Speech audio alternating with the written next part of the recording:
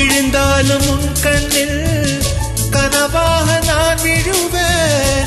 எழுந்தாலும் உன் நெஞ்சில் நினைவாக நான் எழுவேன். மடிந்தாலும் உன் மூச்சின் சூட்டால் மடிவேன்.